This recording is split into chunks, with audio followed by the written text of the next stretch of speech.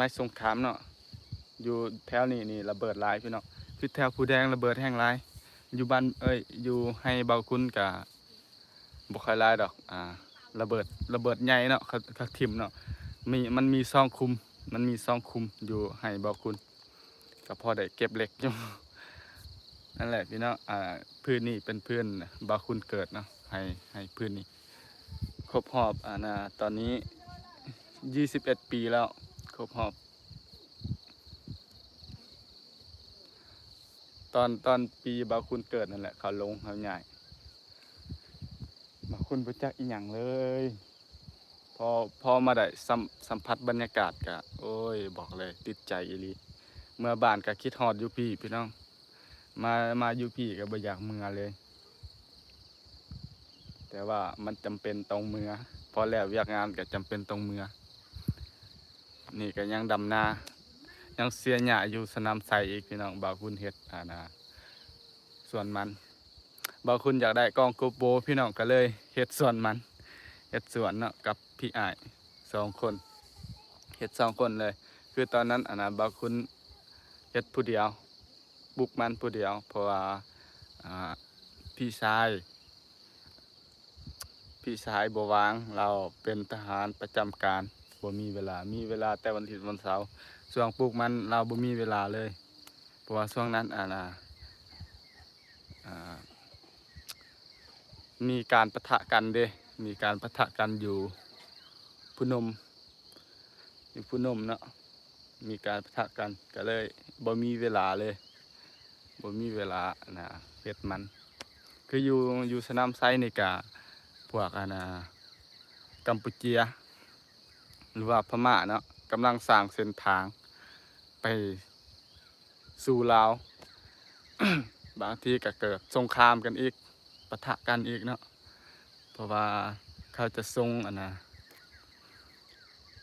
งเครือแฮมจากพม่าไปหาลาวบางทีก็ขัดแย้งกันอีกพี่น้องทักทายสบายดีเด้อนั่นแหละประเทศลาวน่าจะบ่มีสงบแล้วใกล้ๆตัวเลย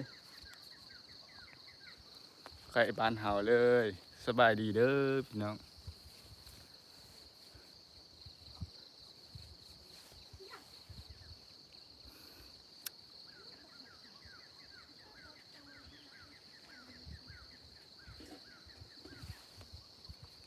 ฟังเสียงนกเสียงกา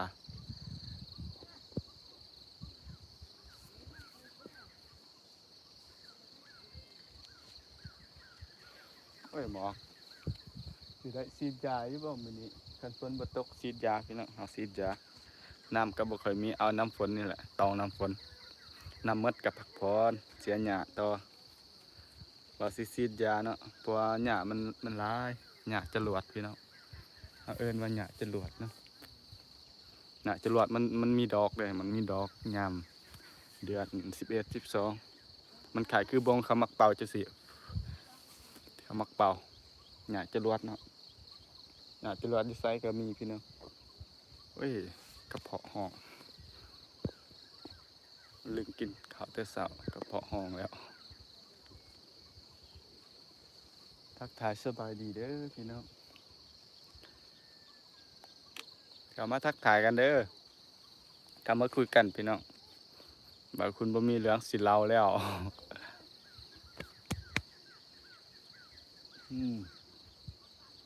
เสียงฟูงนกทั้งนกอีหยังเขาเอิ้นเนาะมันจะมีขาวๆแถวนี้ก็คือไก่ป่าคุณเสียง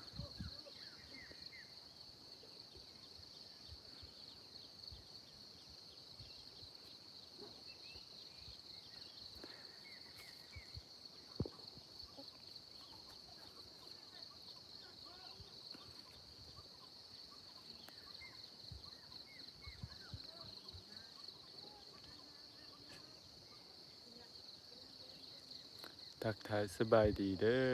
อค่ะแล้วอย่าลืมกดยิ้มแย้มให้บางคุณแน่พี่น้อง